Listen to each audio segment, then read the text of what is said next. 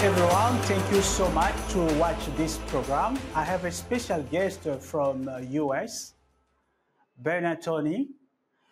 Toney is a former White House medical officer. Toney, can you introduce to our viewer who you are and tell us a little bit about your journey to health? Yes, Eric, thank you so much for having me. My name is Toney. I'm a former White House medical officer. I was assigned to the White House medical unit between the years of 2018 2022, where I was also a full time soldier. I retired from the Army after 21 years of service. I currently practice medicine as a physician assistant in the National Institutes of Health. And I'm also the board chair of Stepping Stones for Global Development. We do global health development work around the world. We most recently came back from the country of Ecuador, hopefully looking at moving over to sub-Saharan Africa in the near future. Toney, can you tell us a little bit about health? What does it mean, the health for human being, to being good, healthy? Well, I think to be candid with you, Eric, I think that health is fundamental for everything. I think if you look at why it's important to be in good health at the individual level, that means that you're there for your family, you're able to provide for your family, and in many instances, you can focus on other things when you're not focused on your health, like raising your children, your education, your productivity as far as work. And I think that's at the individual and personal level, but writ large, when we're looking at the way economies grow, we need a productive workforce. And so that workforce is highly dependent upon people being healthy. So I think you can look at it from the micro perspective of being an individual, working in your own families and with your loved ones and your communities. But from a macro perspective, I think there's a benefit for the countries or the sovereign territories to have a healthy population. So tell us a little bit about what are the most of problem that we should avoid when it comes about taking care of our health? Well, I think to be candid with you again, working to take care of yourself while preventing disease is always going to be more advantageous than treating disease. And so, what that means is that we need to have a good public health system that works on prevention. It basically eliminating problems before they become problems. And I think when I think about this in a very tangible way, I think of vaccine preventable diseases. You know, we know there's a lot of different diseases that are wholly, dependent upon a population being able to prevent it. And I think vaccines are very instrumental and key in being able to, again, prevent those diseases before they become a problem. From the individual perspective, also a burden on the families, and again on the health systems. To be quite frankly, you know, when you're dealing with health systems that are constrained from a lot of different environmental factors, maybe the health systems themselves are not very mature and require some more development. And if you're still treating people who have these vaccine preventable diseases as a use case, then it's much more difficult to work on the health system strengthening while still trying to treat diseases that could have otherwise been preventable. So I think that working on health from a prevention standpoint is what every nation should focus on as a first priority. Great. So we have a lot of things, mostly some African country, they have a problem to how to import vaccine. You know, Africa has some places that the accessibility for the cars to go to drop all those vaccine, it's sometimes a very problem. The infrastructure for road safety to go to drop some vaccine is always been a problem. What will be the solution for that kind of problem that's happened in some remote area in Africa? Eric, you bring up very good points. Again, things don't work in a silo. The health system is, in effect, is wholly dependent upon other things. For example, infrastructure. You brought up roads. Well, there's not a whole lot of benefit in erecting a clinic if the population can't get there because there aren't roads to get you there, or roads that are not easily traversable and safe. So when we look at health system strengthening, what we're looking at is it's one element of development writ large. So, as we're talking about things like preventable diseases, well, that requires investment in the education system because we can teach people what they need to do to prevent disease and injury. When we're talking about access to healthcare. We have to consider the infrastructure element of it, to your point, roads and things like that. And we also need to think about getting the solutions all the way down to the population level so that people aren't wholly dependent upon coming to large hospital centers for treatment and care. So there are a number of different things, but I think that the point that I would love to make is that healthcare is just one element of development. And the only way that we can address a lot of the healthcare and health system related challenges that we have is if we look at it through a lens of cross sectoral development, infrastructure, and other elements that necessitate growth and development of any country. Great. So Africa has been hit by corruption. Corruption has always been some problem for some medical facility to reach the target, which is the populations. So what would be your advice to some African government regarding health facilities? Yes. Again, another great question. We can't talk about health system strengthening. We can't talk about development. We can't talk about a lot of different things unless we address one of what we call the elephant in the room here in the United States. Is the issue that everyone knows that we need to address, and sometimes we don't talk about it, and that's leadership and governance. Many countries around the world have different levels of socioeconomic development as defined by the World Bank. But one element that is essential and key for any nation to develop and grow its health system to be able to deliver service of health systems, healthcare down to the population, is to have a good leadership and governance structure. I'll give you a good example. Looking outside of Africa, but the same rules apply. If you look at South Korea, which is a burgeoning economy, uh, one of the top 10 economies in the entire world, and just across the border, only divided by a line that's an imaginary line on a map called the demilitarized zone, you have North Korea, in which the health system there is, honestly non-existent.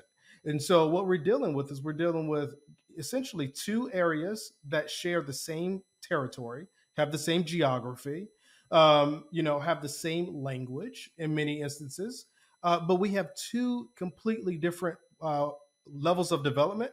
And with respect to healthcare, we have two different levels of healthcare outcomes. And what does that rely on? That relies almost wholeheartedly on great leadership and governance.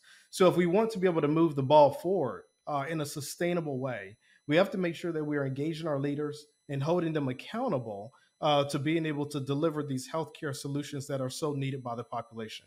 Great. So financial has also been a problem for some African countries to get access to medicine and get to facilitate their population to have that healthcare facility because of money.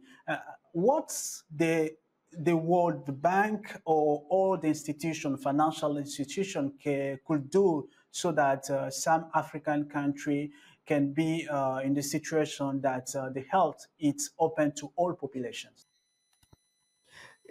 Another great question. How do you get that first foot on the ladder, right? And I'm speaking from my own personal opinion. This isn't reflective of the United States government or the National Institutes of Health or anything like that. And it's definitely is not speaking on behalf of the World Bank and other financing institutions. But I would say that in my honest opinion, that we really need to have a look at debt relief. As economies are growing their economies, and they're having to pay back a lot of the borrowed monies with interest, it makes it extremely difficult to get that next foot up on the ladder of development. And so I think that's one thing that we need to look at. And we also need to look at things from not just a large lending institution perspective, but we also need to look at how are we vectoring in the resources from, let's say, smaller nonprofits like myself, where I work in the United States with Stepping Stones for Global Development. When we donate things, how are we ensuring that those items or that medical equipment or all those things are being taken care of? Because again, what we see oftentimes in many nations is that there's a lot of reproduction of efforts. You may have a nonprofit organization that's donating monies for some sort of water sanitation and hygiene project. And then you have three more organizations donating monies for the same exact thing. I think, again, that goes back to leadership and governance and being able to target at the micro level where these monies are going to, because it's not just more money that's needed. It's also how are we allocating that money in a meaningful way and distributing it across the healthcare system so that it continues to grow in development. Again, going back to leadership and governance, that is a very essential portion and element of being able to do that. Great. So, Tony, what you have to say about healthcare from Africa and some European countries? What makes difference between the two systems? Yeah, I think there's a lot of differences, and we can talk for hours about what the differences might be. There's cultural differences in the way that we deliver healthcare. There's certainly geographic differences. When you're looking at Africa, we're talking about the continent writ large, but you may have some landlocked countries that are in the center of the continent that may have more difficult time getting resources to their hospitals, to their clinics, and things like that. So sort of disaggregating each country within Africa is very important in being able to assess, how these things work. But honestly, it's apples and oranges. The way the healthcare is delivered in the United States is going to be dramatically different than the way that is delivered in, let's say, Ghana or Cameroon. Because of all these different elements, there's cultural differences. There's differences in, the stratification of, where we are on the development ladder. There's population differences. Looking at the physician and nurse ratio to individual populations. So I think that it's really apples and oranges. I think what's much more of a fair comparison is looking at one African nation that's, let's say, a low income country and comparing that to another African nation in some of the same contexts. That's another low income country. And same thing if you're looking at middle income countries as well. I think those are better comparators. But I think your point is getting at, what are the things that you can do to improve? And I think honestly, we need a very long arc, sort of a long horizon, if you will, sort of view on what we need to do to develop. I go back to South Korea, and it's a shameless plug, but my wife is from South Korea, and I'll tell you that after the war in the 1950s, South Korea was extremely impoverished and war torn, and that shares a lot of similarities with some of the countries in Africa, right? And so the question is how did it develop to that level of an economy to be one of the biggest trade partners around the world? Well, the investments in that country were long horizon. They were long arc. Our United States Agency for International Development put in a lot of money in being able to not just bring resources there, but also training physicians in our country to have them go back and create their own medical schools. And we had great bilateral engagements. So I think for many parts of Africa, it's going to take some strong bilateral engagement and some strong multilateral engagement as well, to be able to help develop and rise everyone to their top potential in the world. Great. Bernard, if the body is not in good health, it's not heavy, you cannot work and you cannot even make your way of living.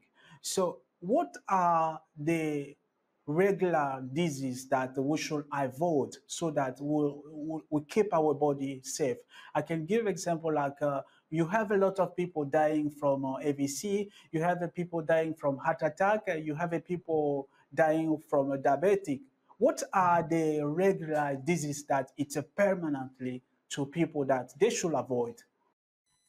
Again, great question. I'll tell you that the way I look at this is I put many of these things in buckets.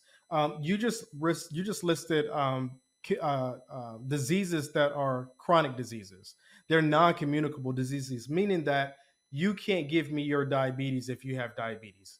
And so that's one bucket. Another important bucket is also infectious disease, right? So malaria and things like that, tuberculosis, that's infectious diseases. Those are things that can be transmitted either by vector or directly. And so I think that if we were to look at this, holistically, there's a lot that the individual can do to be able to, let's say, address infectious diseases. Malaria is a great example, using a bed net. knowing when these mosquitoes are usually flying around at night, and I think most people know when that is, and seeking health care when appropriate. So there's things that we can do for infectious diseases, but to your question, for the non-communicable diseases like diabetes and high blood pressure and high cholesterol, a lot of that's driven, we struggle with that in the United States. So I'm preaching to the choir here. A lot of that's based on diet and exercise and lifestyle. In many instances, using the United States as an example, unfortunately, even though we're a high income country, we still have a lot of areas within our country where we don't have access to healthy food options. We don't have access to things that can keep a person healthy, and people have to make decisions that lead to more chronic disease. The same assessment needs to happen in any community. Mapping out the resources within a community and seeing, do we have resources or access to healthy food options? Do we have access to places where we can exercise on a regular basis? And if we don't, how do we mitigate that? What are the things that we need to do to change that?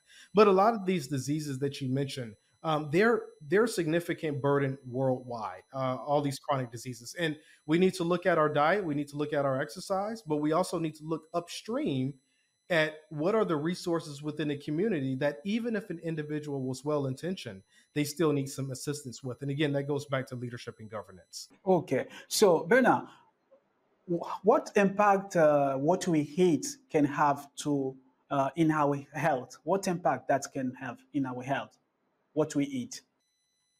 Again, these are going to be very regionally dependent. I'll tell you that we have a lot of fast food in the United States, and if it's fast and you get it from a drive-through and you don't have to cook it, it's probably not healthy. And so, there may be some exceptions to that, but generally, that is the case. Again, every country in Africa is developing at a different pace, and I do know that you sometimes we have what's called this double burden where you have developing countries, and there are people who are suffering from malnutrition, and malnutrition being that they maybe have overnutrition from unhealthy foods, or maybe it's the opposite where they don't have enough nutrition at all and they're starving. So, in a lot of countries around the world, the double burden is seeing obesity sitting right next to stunting and starvation. And so, what we need to do is look at again where are the healthy food options coming from, and if they're not there, how do we bring those resources to bear? And a lot of time that's going to take a lot of community level involvement. And there's a lot of Eric, there's a lot of toolkits that we can use, and we can work with many different communities at the nonprofit level, at the governmental level. But again, the knowledge is going to be key. It's not just having access to food. To your point, it's the knowledge of what foods are healthy, what foods are unhealthy, and in what quantity. And so a lot of that is education as well. And we need to work in a way that we can bring in all those sectors: the education sector, the food sector, the agricultural sector. All of those sectors need to be involved in creating sustainable solutions for individual populations. Okay, okay. So, Bernard, what can you say about when it comes about checking our health? You know, some people doesn't have the mentality to say, okay, it's the end of month, I have to go and check my heart, check my blood pressure, check everything. So how many times someone who want to stay in good, in perfect health situation, how many times you have to do a checking? Well, that's a very good question, and it's a fair question as well. There are guidelines for how often one should be evaluated by their primary care provider. That can be a doctor, that can be a non-physician clinician. In different parts of Africa, they're called clinical officers and other things. I would say that in the United States, generally the rule of thumb, and it's again not a hard and fast rule, about once a year. If you're seeing your provider about once a year, that gives you an opportunity to look at age appropriate evaluation, age appropriate screening. You don't necessarily want to start checking for diabetes in your mid 20s, and so age appropriate screening and evaluation is something that we like to do on a yearly basis. But let's say you're dealing with a population that is much more burdened by disease. Well, you may end up having many more encounters with the healthcare system based on that trajectory of burden of disease. And again, I'm going back to infectious diseases, diseases that are born out of not having good, clean water, sanitation, and hygiene. Those that might cause more encounters with the healthcare system. But I would say to your question, a rule of thumb, otherwise healthy person should see their provider about once a year. Okay. So we saw during the COVID, America was most of the country that has been affected was hit by COVID, and how the expertise of American medicine was helping people to survive from this situation. How was helpful? Yeah, great question. We did I think we did an amazing job when it comes to vaccine development. I think we did a great job at being able to deploy and vectoring resources from the government sector, from the private sector. It was a whole of society approach. We were not without failure in many instances. I think that we could have done a lot better with respect to our communication about about COVID in a much more synchronized way. But I think on the whole, we were able to quickly identify susceptible or vulnerable populations and try to bring in those resources, and that being testing, that being vaccines to those areas all the way down to the zip code, to the neighborhood or community level.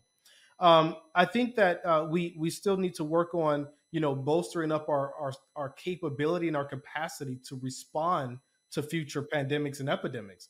Because let's be clear, in my assessment, again, this is my personal opinion, we're going to have another pandemic or at least an epidemic of some zoonotic disease, much like COVID-19. And so, what we can do globally is to bolster up our capacity to be able to respond to that. And that's something that we can't do only as the United States or only as a European country. We need our African partners. We need our partners in Asia, Middle East, South America, all over the world. We need to work in a collective way because these diseases, they don't stop at the lines of sovereign territory on a map. They continue to traverse across populations. Great. So, Bernard, in some countries, people doesn't really know a lot about health. Don't you think that children should learn more about health when they are in an early age, very steady age, when they are younger? Very, very great question. My position on this is as early as appropriate. We need to be teaching public health and health awareness at the earliest ages possible. So it shouldn't be that we learn about malaria once we get malaria. We should know about malaria, as soon as we're going into the equivalent of preschool or kindergarten or primary school.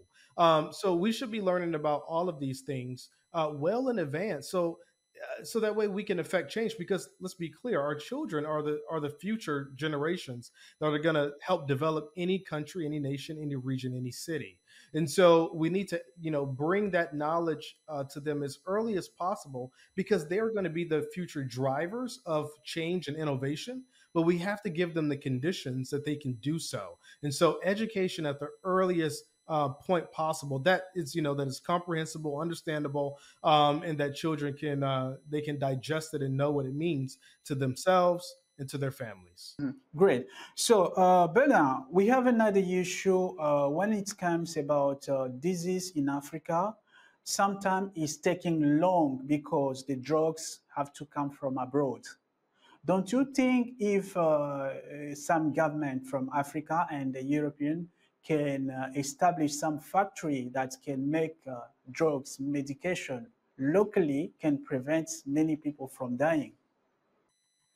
I agree. I think what we need to do, as we're looking at all the options that are on the table, what we learned in COVID was that supply lines can be easily disrupted, and I think that that was the case for many countries in sub-Saharan Africa, where supply lines are disrupted, and for the things that are non-COVID related, just normal vaccines for cholera, what have you, those vaccines, medications, and therapeutics could not make it to the target population. And so to your point, we need to figure out ways, collectively, as a global community, and I consider myself a global citizen, to help build capacity, and to your point, be able to develop, those technologies, that research and development, to be able to develop solutions locally. Because if you're wholly dependent upon another country for very key things like vaccines and insulin, or anything like that, it can completely destabilize in any emergency that's happening globally, whether it's man-made or non-man-made. Okay. So, Bernard, what we can do when it comes about uh, feeling that this is something bad is about to come in my health. Let's say like for heart attack, what are the signal and the sign that can tell us that this is the something wrong that is coming to me? How we can detect healthy problem? Great question. You brought a question about a heart attack.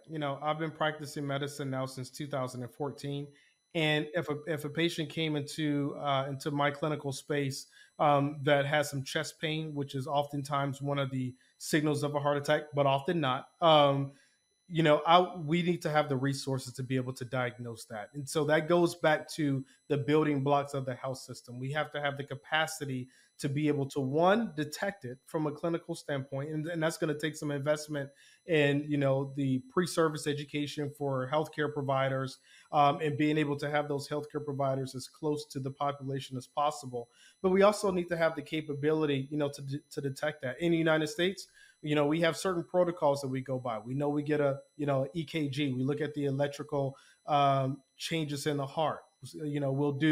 We'll send a person into what we call a catheterization lab, where if we're really, really concerned, we can have a deeper invasive look to see, if this is truly a heart attack, and if it is, what we need to do to address it, and we can address it on the spot. I say America, but it's not equal. You can be in a very highly resourced city, major city within the United States, and still not have that access because of things like not having health insurance or things like that.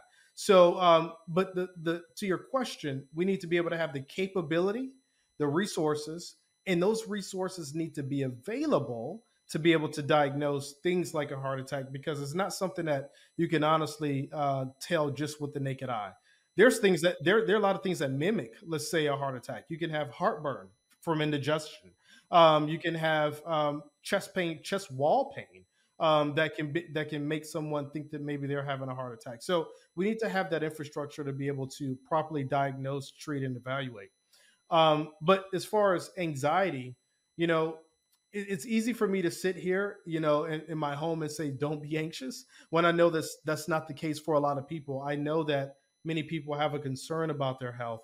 And what we need to do is develop solutions locally so that, we can address those concerns, which are real. And then B, have a pathway to get people to the appropriate level of care to be able to evaluate and treat. Great. Dr. Benner, you work for a long time as a doctor. What thing you think they should improve in health care facility? What should be improving?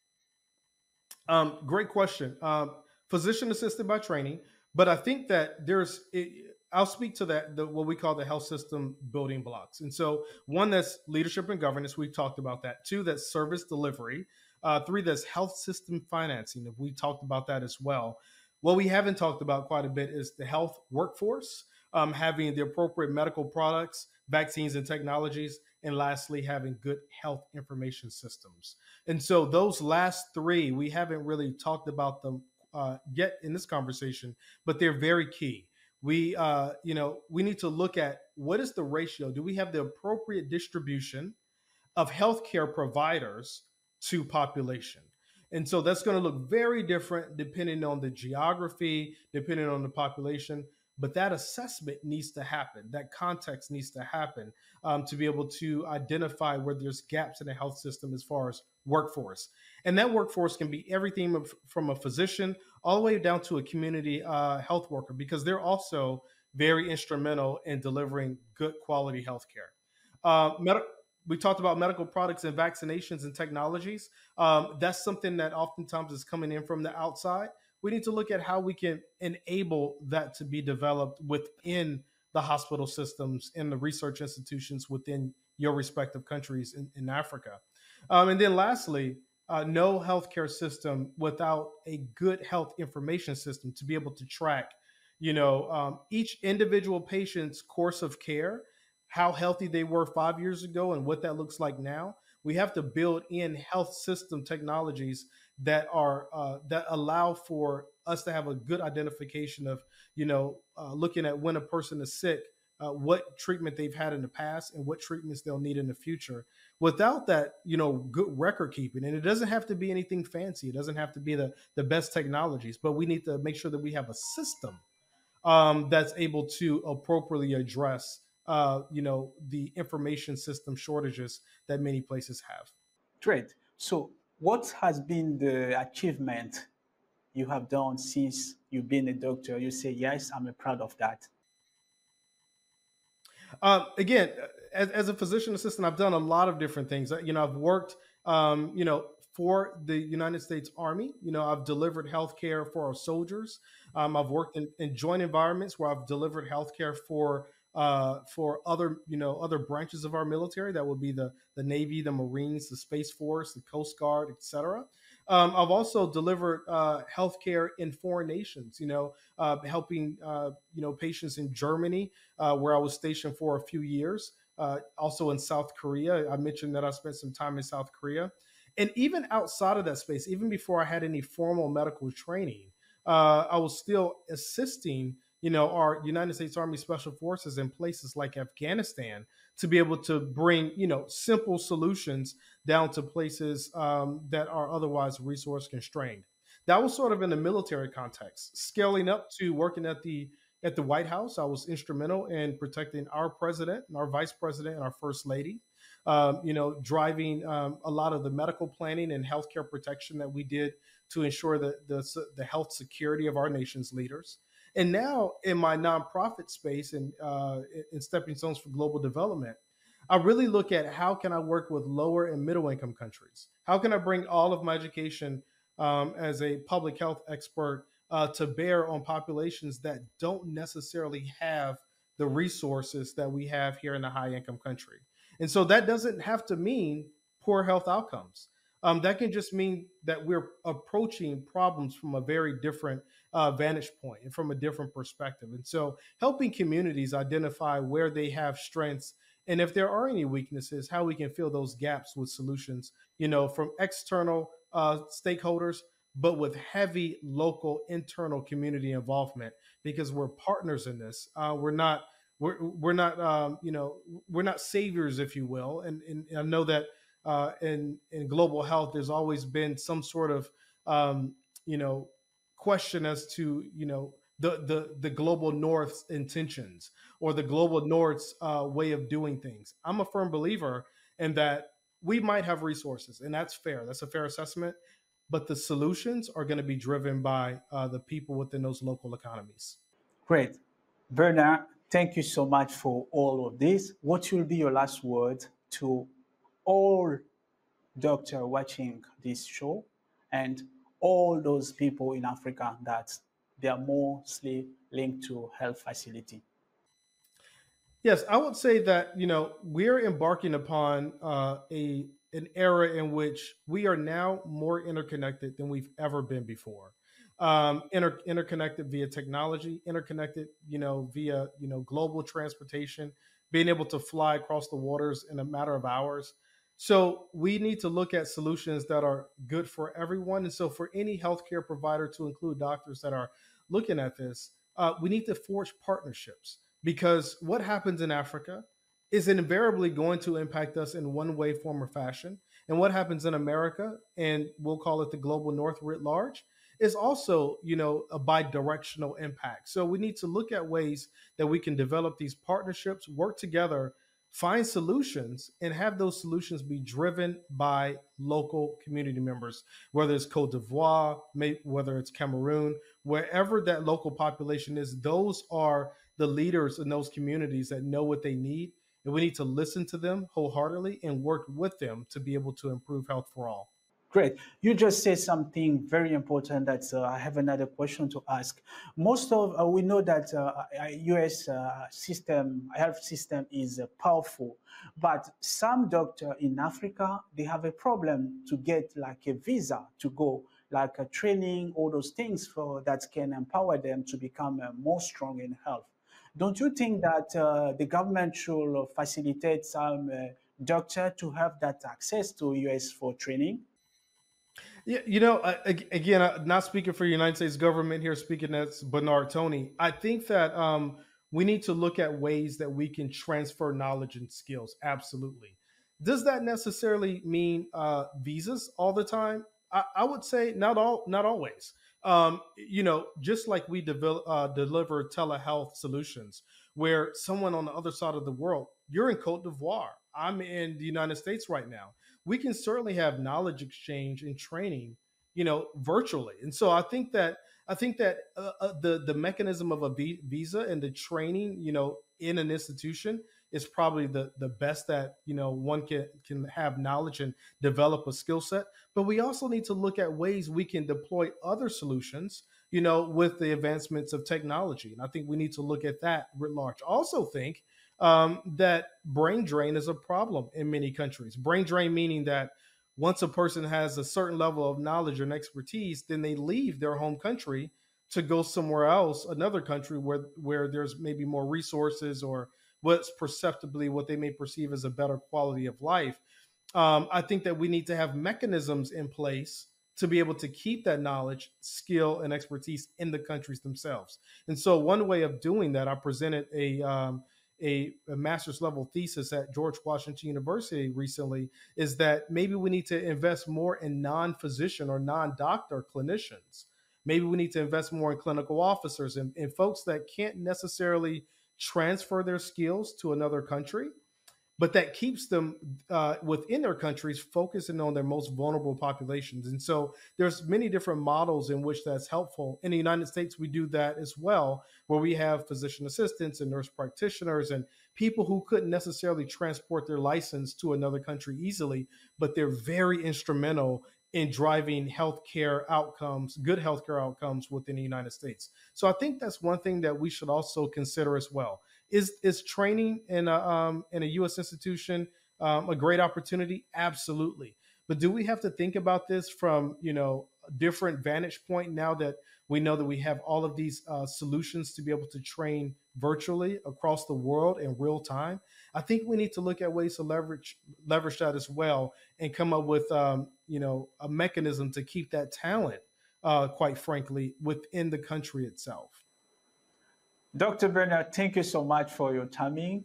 We appreciate your talk. We'll see you next time. Thank you so much for having me, Eric. I really appreciate the time.